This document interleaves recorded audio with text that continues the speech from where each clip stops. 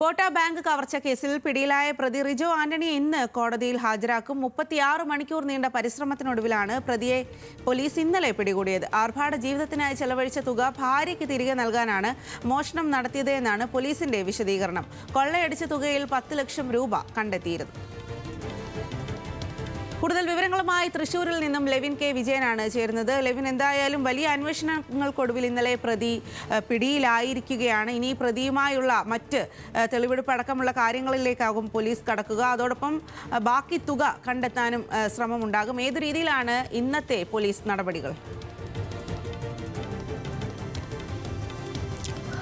സ്വാതി, പ്രതിയെ കസ്റ്റഡിയിലെടുത്തു. അന്വേഷണത്തിന്റെ ആദ്യഘട്ടം വിജയിച്ചു. പക്ഷേ പൂർണ്ണമായും ഈ പ്രതിയെ വിശ്വാസത്തിലെടുക്കുന്നില്ല പോലീസ്. പ്രതി നൽകിയ മൊഴികളടക്കം വിശ്വാസത്തിലെടുക്കുന്നില്ല. നിലവിൽ ഒട്ടേറെ കാര്യങ്ങൾക്ക്, ദുരൂഹതകൾക്ക് ഉത്തരം തേടേണ്ടതുണ്ട്. അതുകൊണ്ട് തന്നെ ഈ കേസുമായി ബന്ധപ്പെട്ടുകൊണ്ടുള്ള വിപുലമായ അന്വേഷണം തന്നെയാണ് അന്വേഷണ സംഘം തുടർന്നു പോകുന്നത്. ചാലക്കുടി പോലീസ് സ്റ്റേഷനിലാണ് നമ്മളിപ്പോൾ ഉള്ളത്. ഇവിടെയാണ് പ്രതിയെ ഇപ്പോൾ പാർപ്പിച്ചിരിക്കുന്നത്.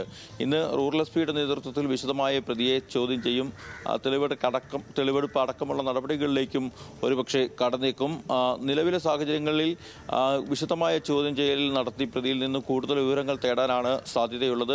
അല്പസമയങ്ങൾക്കകം നേരം പുലർന്നതോടുകൂടി SP അടക്കമുള്ള ഉദ്യോഗസ്ഥർ ഇവിടേക്ക് എത്തും. അതിനുശേഷം ഇയാളെ വിശദമായി തന്നെ ചോദ്യം ചെയ്യും.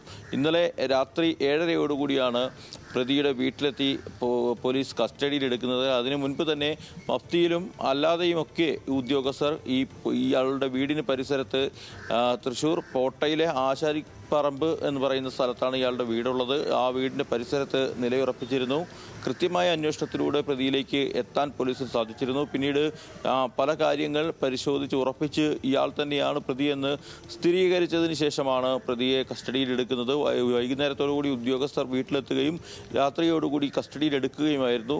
പ്രാഥമികമായി നടത്തിയ ചോദ്യം ചെയ്യലിൽ തന്നെ കുറ്റകൃത്യം നടത്തിയത് താനാണെന്ന് സമ്മതിച്ചു. ഒറ്റയ്ക്കാണ് കൃത്യം നിർവഹിച്ചത് എന്നുള്ളതാണ് പ്രതി പറഞ്ഞത്. പക്ഷേ അത്തരം വിവരങ്ങളൊന്നും, പ്രതിയുടെ വാക്കുകളൊന്നും പൂർണ്ണമായും പോലീസ് വിശ്വാസത്തിലെടുക്കുന്നില്ല. തുടരന്വേഷണങ്ങൾ ഉണ്ടാകും.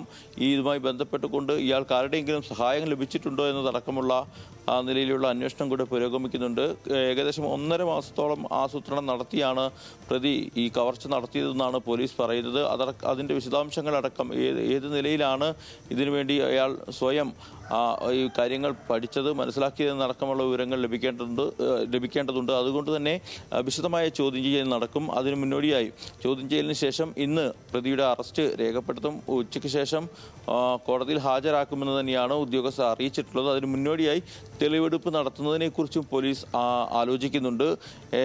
നീണ്ട പരിശ്രമത്തിന് 36 മണിക്കൂറുകൾക്ക് ശേഷം 3 ദിവസത്തിനടുത്ത് സമയം എടുത്തുകൊണ്ടാണ് പ്രതിയിലേക്ക് അന്വേഷണ സംഘം എത്തുന്നത്. 500-ലധികം CCTV ക്യാമറകളാണ് ഇതിനു വേണ്ടി മാത്രമായി പ്രത്യേകമായി നിരീക്ഷിച്ചത്. ഇത്തരത്തിൽ പ്രതി കവർച്ച നടത്തി കടന്നുപോയ സ്ഥലങ്ങളിലെ മുഴുവൻ CCTV ക്യാമറകളും നിരീക്ഷിച്ച് അത് കണ്ട് മനസ്സിലാക്കി ഓരോ വ്യത്യാസങ്ങളും തിരിച്ചറിഞ്ഞുകൊണ്ടാണ് പ്രതിയുടെ അറസ്റ്റിലേക്ക് എത്തുന്നത്. കേസിലെ നിർണായകമായ തുമ്പിലേക്ക് പോലീസ് എത്തുന്നത്. ഏതായാലും അത്രയും വലിയ അധ്വാനം തന്നെ വിവിധ ഉദ്യോഗസ്ഥരുടെ നേതൃത്വത്തിൽ നടത്തിയ അന്വേഷണത്തിൻ്റെ ഭാഗമായി പോലീസിന് ഏറ്റെടുക്കേണ്ടി വന്നിട്ടുണ്ട്. അതിൻ്റെ ഫലം കണ്ടിട്ടുണ്ട്. പക്ഷേ ഈ കേസിൻ്റെ തുടരന്വേഷണത്തിനായി കൂടുതൽ ചില ദുരൂഹതകൾ കൂടി ബാക്കി നിൽക്കുന്നു. അത്തരം ദുരൂഹതകൾ കൂടി പരിഹരിക്കേണ്ടതാണ് പോലീസിന് മുന്നിലുള്ള ഇപ്പോഴത്തെ നിലവിലെ കാര്യങ്ങൾ. പ്രതിയെ കണ്ടെത്തുക എന്നുള്ളതായിരുന്നു ആദ്യ ലക്ഷ്യം. അത് പൂർത്തീകരിച്ചു. ഇനി അന്വേഷണം പൂർത്തീകരിക്കുക, കുറ്റമറ്റ രീതിയിൽ ഇതിലേതൊക്കെ തരത്തിലാണ് പ്രതി ഇടപെടൽ നടത്തിയതെന്നടക്കം മനസ്സിലാക്കുക എന്നുള്ളതാണ് ഉദ്യോഗസ്ഥർ ഇനി 2ാം ഘട്ടത്തിൽ മനസ്സിലാക്കാനും ഈ